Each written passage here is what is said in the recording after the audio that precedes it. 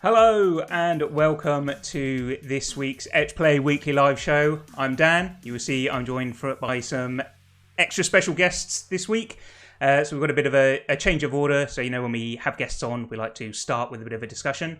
And this week I'm joined by Luke from UKIE. I've just realised how hard that is to say. UKIE Luke. Welcome, Luke. And we've also got Mark from University of Sheffield.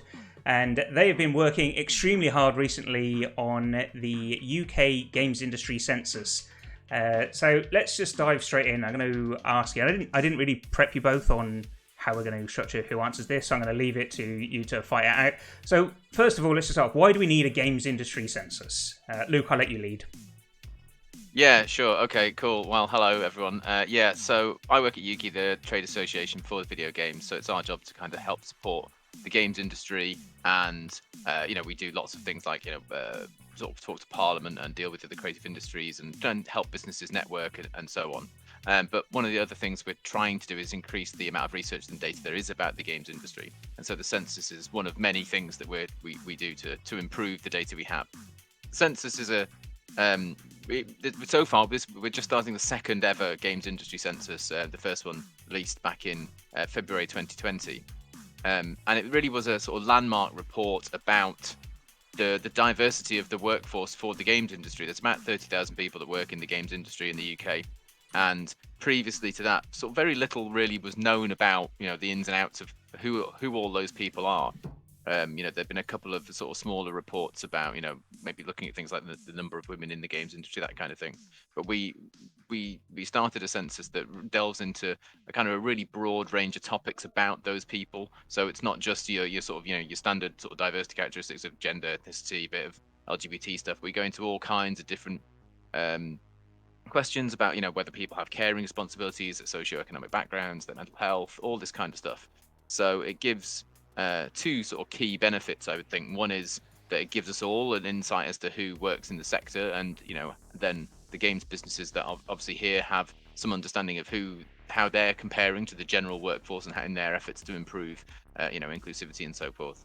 But also it tells us all about who the people are in the sector, and it's highlighted a lot of things we didn't expect. It's reinforced some things we did, but it really gives different areas of focus, so we can see where we're doing well in comparatively in some demographic areas, but also where things are more difficult, and I think where we can target our efforts in improving diversity within our sector.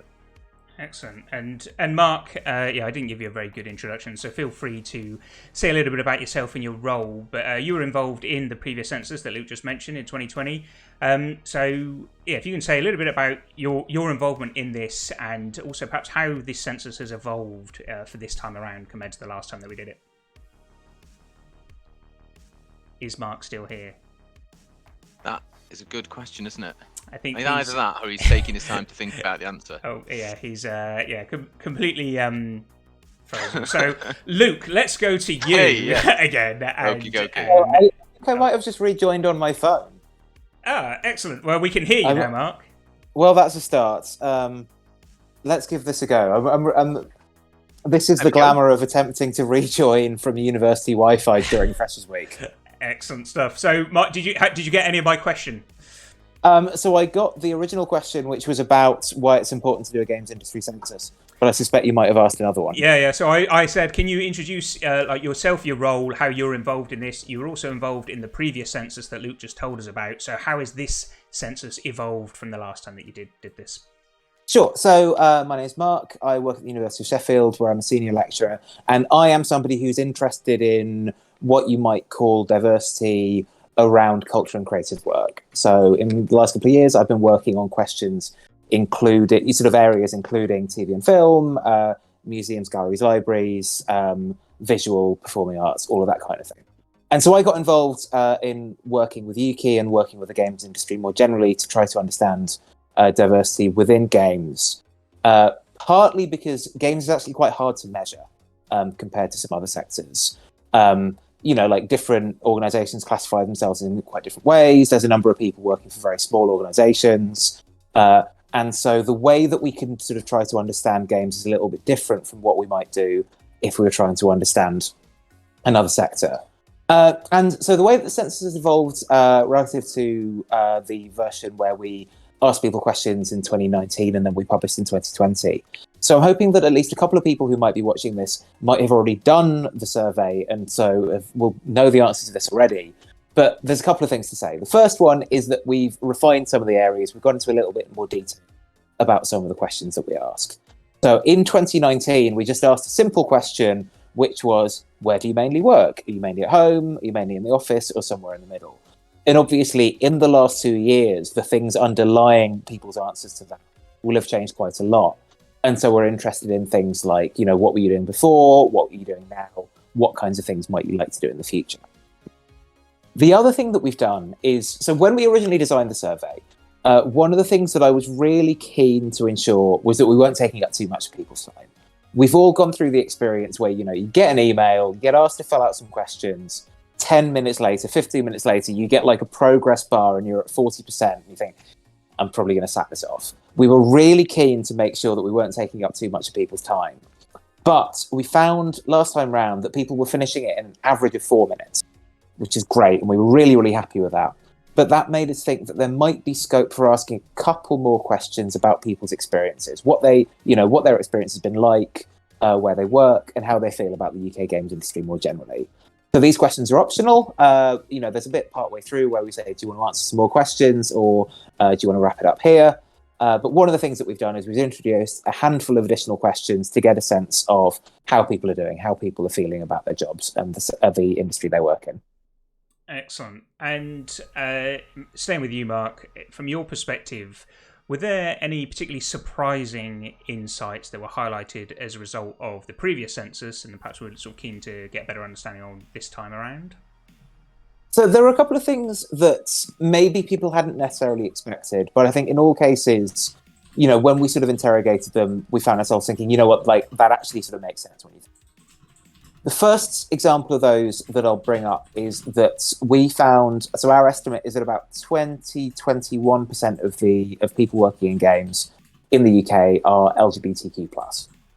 And that compares with, it's quite difficult to measure sexuality for a lot of the reasons that you might expect, but that compares with, in the general population, of a figure between about 3 and 7%. So 3 times as many people working in games are LGBTQ+.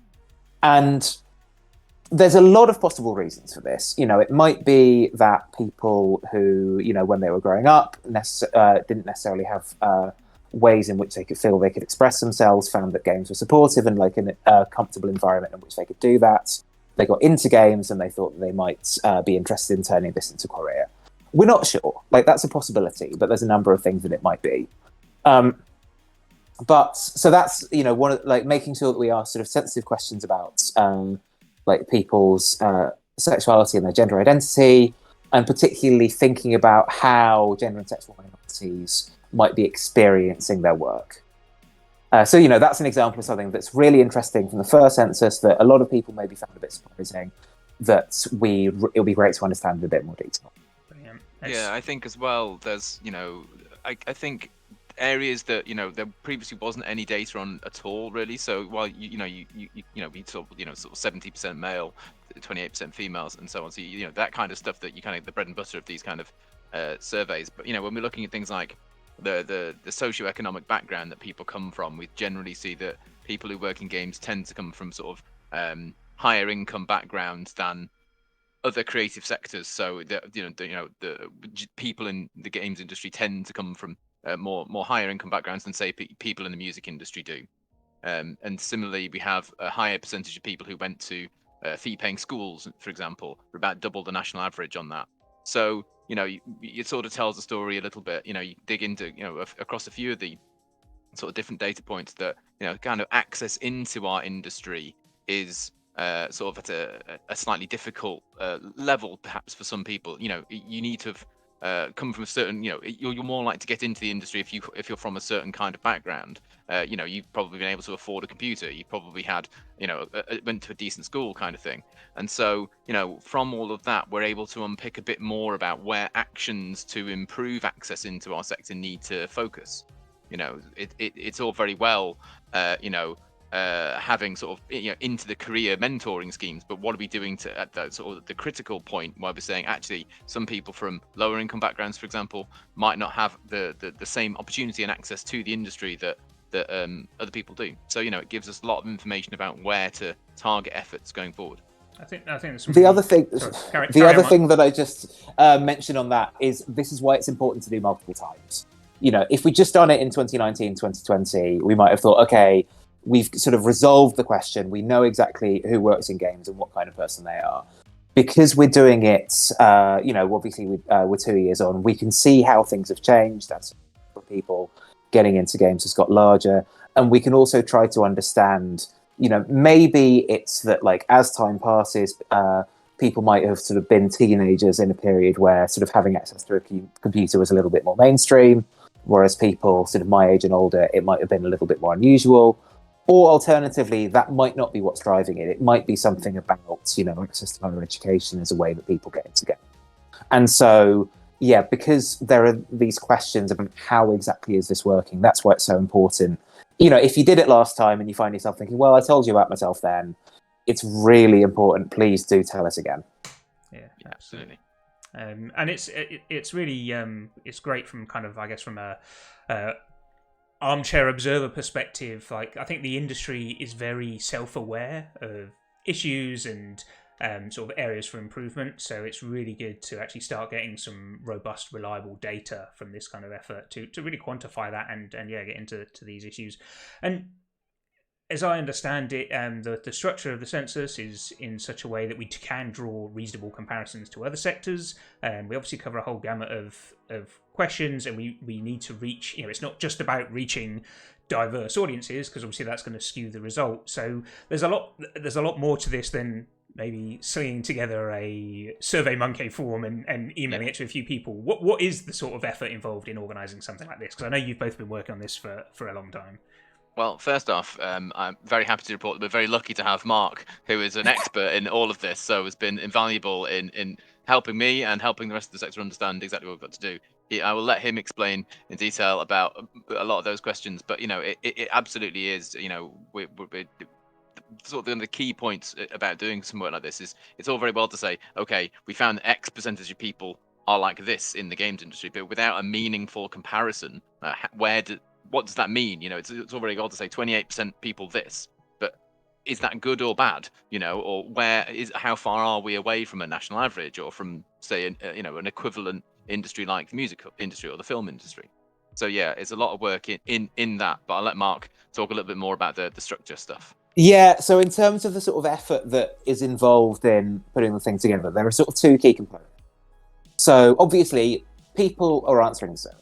And there are various channels through which they might have had access to the survey, and we don't know who you are. We keep it all anonymous, and I then undertake a bunch of analysis where so people's responses, the answer that they filled in, I do a bunch of analysis that converts those responses into the report that you might have seen last time around. There'll be something similar coming out in February, and I'm not going to lie, the sort of months between November and January are pretty full on in terms of that work.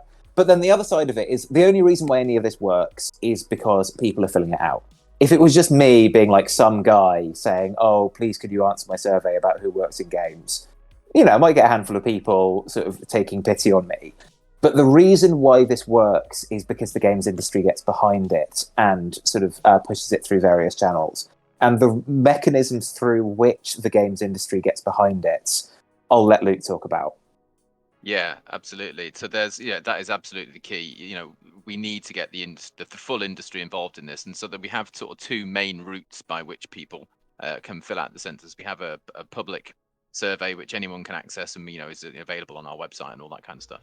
And there's a link to that in the chat, so if anybody is watching in the games industry, fantastic. Hit that up and fill it in. Yeah, absolutely.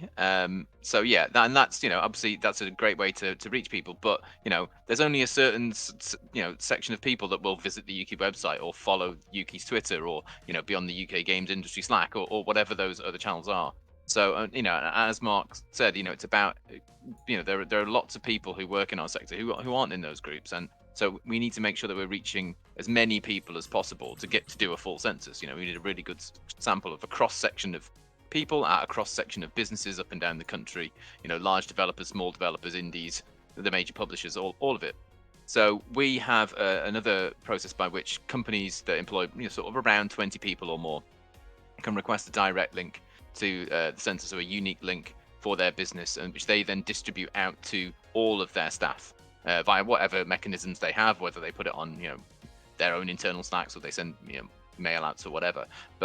And then what we can do is measure the response rates against each of those sort of unique links, so that we understand that we are seeing enough responses from businesses of different sizes and shapes to give us that assurance that we're getting a truly representative section of people that are answering the survey.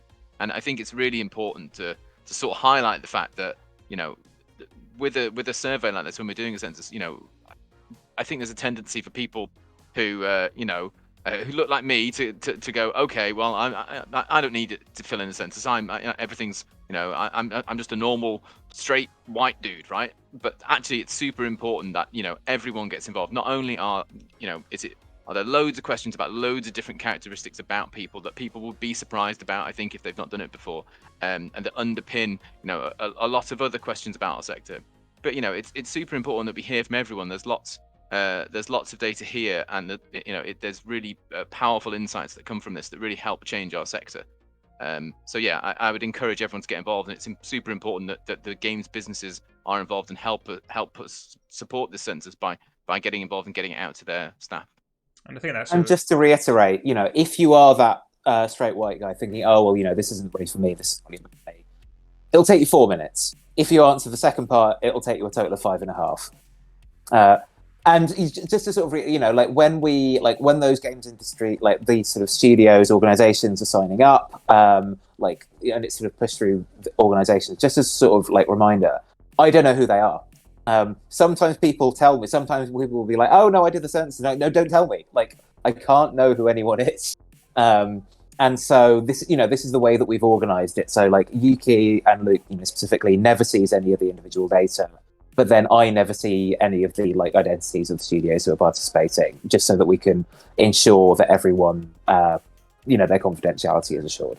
Yeah, so there's lots of work behind the scenes on the anonymity and privacy and security of this data. We take it all very, very seriously, both on how the data is handled, but also a lot of the processes we have around who has access to what information, and that's to ensure that people can be confident to answer these questions in a way that the data will be handled responsibly, and that they can be assured that we're taking this incredibly seriously in terms of that side of things. Excellent. And so then we're running out of time, but I wanted to ask you both, and feel free to put you as an individual and you as a organisation representative hat on. From your perspective, what is the ideal outcome that would happen as a result of carrying out this census? Luke, you can kick us off. So my ideal outcome for the first part is that we get a good response rate of people. Last time we were very fortunate. We had over 3,200 people respond, which is about 20% of the game's workforce. This year we're aiming to double that.